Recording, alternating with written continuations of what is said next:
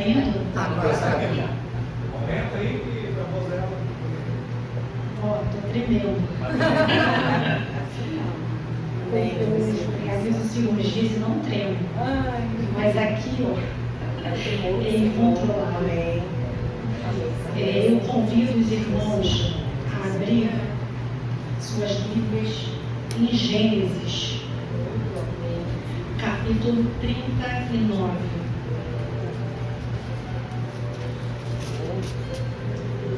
Gênesis, capítulo 39, a partir do versículo 1.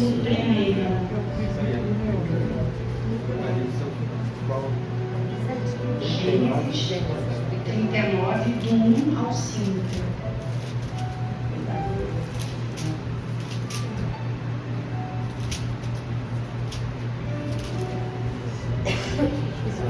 O título é José na casa de Potifar. E José foi levado ao Egito, e Potifar, eunuco de Faraó, capitão da guarda, varão egípcio, comprou-o da mão dos ismaelitas que o tinham levado lá. E o Senhor estava com José, e foi varão próspero, e estava na casa do seu senhor egípcio. Vendo, pois, o seu senhor que o Senhor estava com ele, e que tudo o que ele fazia, o Senhor prosperava em sua mão, José achou graça a seus olhos e serviu. E ele o pôs sobre a sua casa e entregou na sua mão tudo o que tinha. E aconteceu que, desde que o pusera sobre a sua casa e sobre tudo o que tinha, o Senhor abençoou a casa do egípcio por amor de José. E a bênção do Senhor foi sobre tudo o que tinha, na casa e no campo. Podem sentar.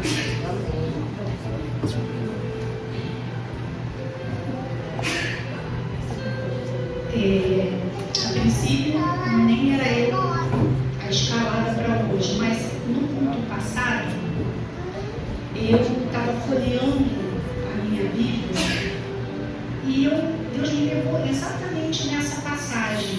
Eu tenho aqui na minha Bíblia o versículo 5 e 4.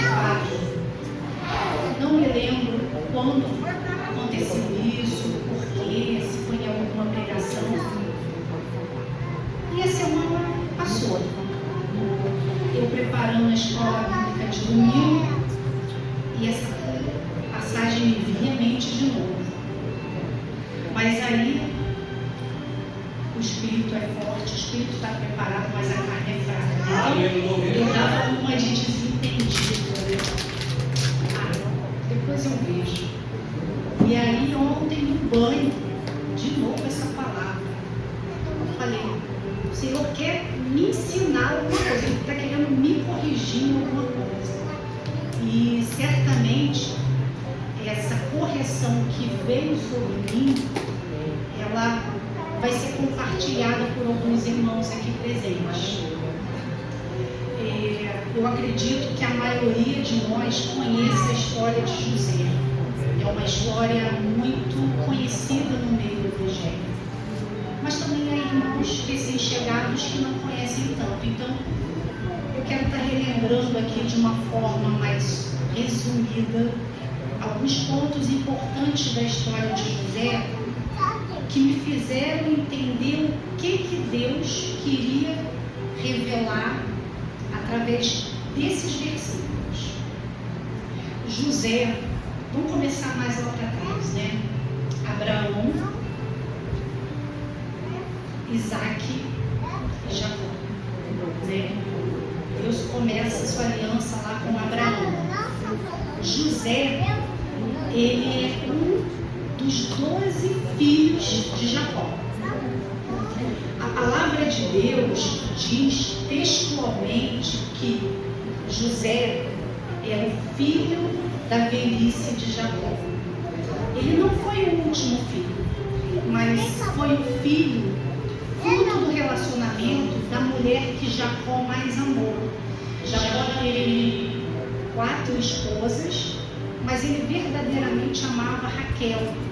E José é filho desse relacionamento. José, ele tinha uma maior afinidade com o seu pai. E Jacó tinha uma maior afinidade com José. José era então um filho diferenciado. Eu não diria mais amado, mas um filho diferenciado. E isso acabou gerando entre os irmãos um ciúme. A Bíblia nos conta que José foi presenteado com túnicas coloridas, ao passo que os outros irmãos tinham túnicas mais simples. Os irmãos resolveram articular até a morte de José. Na verdade, eles simularam a morte de José. Pegaram essas túnicas coloridas, que são a túnica da discórdia, mancharam de sangue animal, apresentaram a Jacó e, obviamente, Jacó concluiu que o filho tão amado tinha sido morto por um animal selvagem. Mas, na verdade, o que acontecia? Os irmãos, eles venderam José para um grupo de ismaelitas. E esses ismaelitas foram até o Egito, e lá no Egito, eles venderam José a Potifar. Potifar era um egípcio, capitão da guarda de Faraó. Interessante é que a gente leu aqui que o Senhor estava com José. E Potifar percebeu algo diferente em José. José não era um escravo comum. José era um escravo diferenciado. E aí, o que Potifar fez? Deu as chaves de casa para José. José, ele era também um homem bonito, de aparência bonita. E a todo instante, né, nós somos provados e tentados. A esposa de Potifar, né, tenta seduzir José. José, temente a Deus e também em respeito ao seu senhorio, ele recua. Só que a gente sabe que mulher é um bicho vingativo. Se mulher não estiver no Senhor, ela prepara as maiores armadilhas para o homem. E a vingança que parte de uma mulher que não está em Deus é cruel. É cruel. O que acontece no desenrolar dessa história? José acaba indo para onde? Na prisão. Lá na prisão tem um carcereiro-chefe. Só que o carcereiro, ele olha para José e vê que José não é um preso comum. José não é igual aos demais presos. O carcereiro percebeu que José era diferenciado. E aí, o que o carcereiro faz? José, você vai me ajudar aqui. Me ajuda a tomar conta dos outros presos. Num determinado momento, chega até essa prisão o copeiro de Faraó. E acaba conhecendo José. Eu estou encurtando um pouquinho a história, mas José marca a vida desse copeiro lá na prisão. Esse copeiro é novamente reintegrado ao palácio. E num determinado momento, Faraó tem um sonho. Faraó, o que ele faz? Ele chama os seus adivinhadores, os feiticeiros, e ninguém consegue solucionar. E aí o copeiro fala, poxa, tem um rapaz que é diferenciado lá naquela prisão. Chama ele. José não só consegue fazer a revelação do sonho de Faraó, porque ele tinha esse dom vindo de Deus, né, de conseguir interpretar os sonhos. Mas José, ele vai além. Ele aconselha Faraó, né? Viriam 7 anos de muita prosperidade, mas 7 anos mais sombrios, de fome, e ele aconselha o faraó a fazer uma reserva. E Faraó segue esse conselho. Faraó, então, olha para aquele homem e percebe que ele é um conselheiro não igual aos que ele tinha. José era, então, o quê? Um conselheiro diferenciado. E aí, ele é levantado como governador do Egito, um estrangeiro que se torna governador numa terra que não é sua. Mais adiante na história, a família de José se coloca à frente de José agora como líder. Era um momento para José dar troco, né? Mas não. Ele não só acolhe muito bem a sua família, como ele perdoa. Então, a gente entende que José se tornou também um líder diferenciado. Então, veja bem, na trajetória de José, José foi um filho diferenciado, José foi um preso diferenciado, José foi um escravo diferenciado, foi um conselheiro diferenciado, ele foi um líder diferenciado. E sabe por quê? Porque em todos os momentos da trajetória dele, independente das circunstâncias, ele estava firmado nos princípios do Senhor. Ele conhecia o Deus de Abraão, de Isaac e de Jacó. Por isso que ele era diferenciado. Nós aqui também podemos ser diferenciados, porque nós somos a continuação dessa história. Nós somos também, pela fé, descendentes de Abraão, Isaac e Jacó. Então, a história de José é uma história que ela é muito emblemática, ela é muito impactante, porque se você tiver um olhar natural, você acha que é uma história romântica, né? O jovem que foi desprezado pela família e chega ao governador. Mas não é esse olhar que o Senhor quer sobre essa história. Né? Ele quer o quê? Um olhar espiritual. Aleluia. José, por que essa história é emblemática para nós? Porque José, ele sai da condição de rejeitado, passa pela condição de escravo e chega à condição de governador. Aleluia. Percebam que eu falo condição. Ele não é rejeitado, ele não é escravo, ele não é o governador. Ele é José, filho de Deus, Aleluia. Firmado nos princípios de Deus. Amém, Deus. Toda a trajetória de José eram condições. Amém. Não era José na sua essência. Amém. Né? E aí, nessa manhã especificamente, Deus nos reporta a fase em que José está ainda como escravo. Né? O que será que Deus está querendo nos alertar com relação a isso?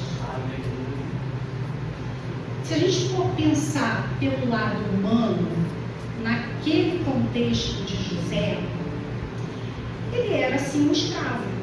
Ele foi considerado escravo. Ele era visto como escravo.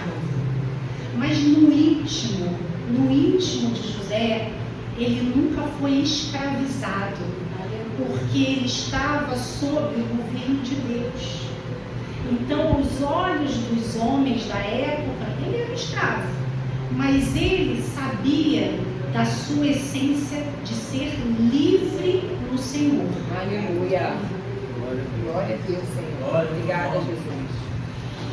E isso fez toda a diferença na caminhada de José. Saber que ele era livre no Senhor. Amém, Deus. Obrigada. O texto diz aqui, a gente leu, que por amor José. Outros foram beneficiados, pessoas ímpias, pessoas que não acreditavam no mesmo Deus. Isso porque José era livre no Senhor, independente das circunstâncias. Glória a Deus. José, ele não olhava para trás. Amém. E Aleluia. o que Deus foi me revelando especificamente para esse lugar aqui é isso. Muitos de nós estamos olhando para trás. Eu não estou querendo dizer que você tem que menosprezar o seu passado ou a sua história pregressa. O que eu estou querendo dizer é que aonde Deus não estava, nada tinha valor, nada frutificava. Então, quando a gente fica olhando para trás, a gente fica se vitimizando, a gente fica, ó dia, ó azar, a gente não consegue experimentar o agir pleno de Deus. José, rejeitado pelos irmãos, escravo, prisioneiro, só coisa ruim. E vocês veem no texto da história de José, algum momento ele ficar falando, porque os meus irmãos fizeram isso comigo, porque eu aquilo, porque... entende? E ele, aos olhos humanos, estava o quê? Aprisionado, ele não tinha o ir e vir, mas isso aos olhos humanos, porque ele sabia que ele era livre no Senhor. Aleluia, Deus. Obrigada, Senhor. Existem duas situações em que Deus nos autoriza, digamos, a revisar o passado. Primeiro, lembrar de onde Ele nos tirou. Nunca esquecermos de onde Ele nos tirou. E a segunda situação é revisitar esse passado se dentro da palavra de Deus trouxer à nossa memória aquilo que nos dá esperança. Aleluia. Fora isso, é contador de história, é murmurador. E o grande problema é que quando a gente está encarcerado espiritualmente, aprisionado espiritualmente, a gente até consegue dar uns passos. Tem uns brinquedos que as crianças colocam assim na perna, aí elas vão andando, elas conseguem dar uns passos, mas tem limite, elas não conseguem ir além disso. Então percebam que se a gente estiver preso a coisas passadas que não são de Deus, que não eram no tempo novo, a gente nunca vai conseguir dar passos largos e avançar. O que Deus revelou através dessa passagem é que muitos de nós estamos sim presos ainda a coisas antigas.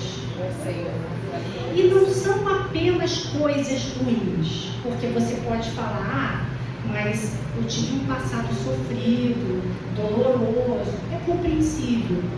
Mas muitos estão escravizados ainda em coisas que eram até boas, que eram até legais, né? Tem pessoas que estão, por exemplo, escravizadas à juventude.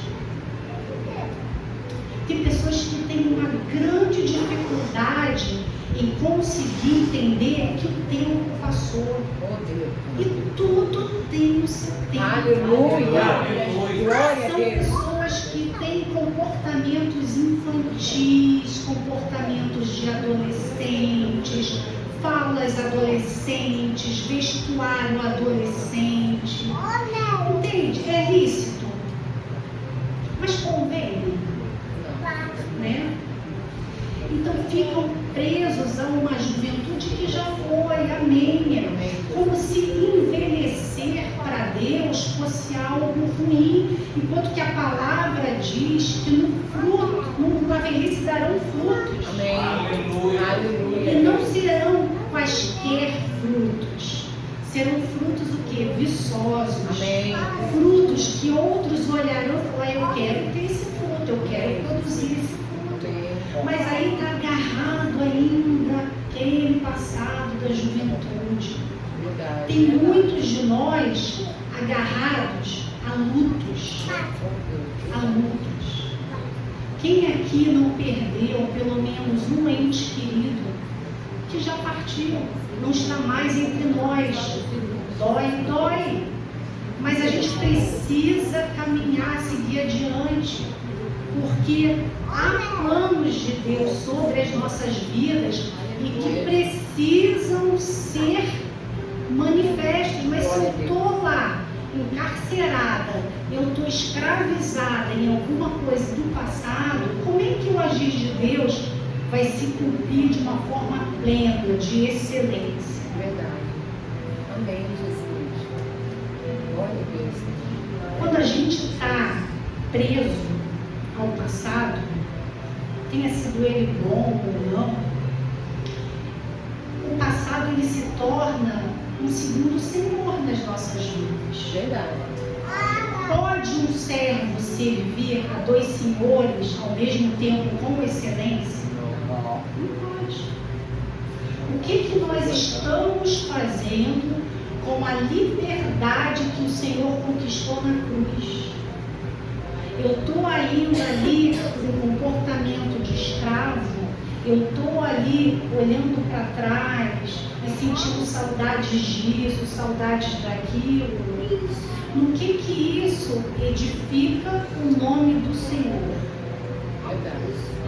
As correntes que te ligam a um passado sem Jesus são bobagens, são tolices. E digo mais, não só impede que você avance e vá muito longe, como você deixa de ser canal de bênção para outras pessoas, porque José, escravo, prisioneiro, por amor a ele, a fidelidade dele, outros eram abençoados. Amém. Imagina quantas pessoas estão deixando de experimentar as coisas de Deus porque a sua posição ainda é a posição de um escravo, de alguém que está acorrentado. É essa reflexão que Deus me levou exatamente nessa passagem, né? Que a gente possa experimentar o melhor de Deus em excelência e em plenitude. Amém. Que a gente possa, assim como José, ser levado a lugares altíssimos. E eu não estou me referindo à posição social, né? É experimentar o prazer de estar com Deus, de ser chamado filho de Deus, de Deus falar, esse não é só um discípulo, esse é meu amigo. Amém. Aleluia.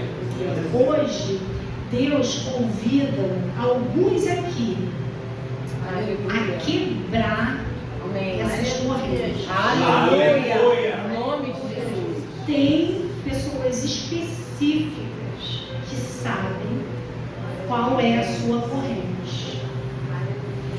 Eu sei qual é a minha. Verdade.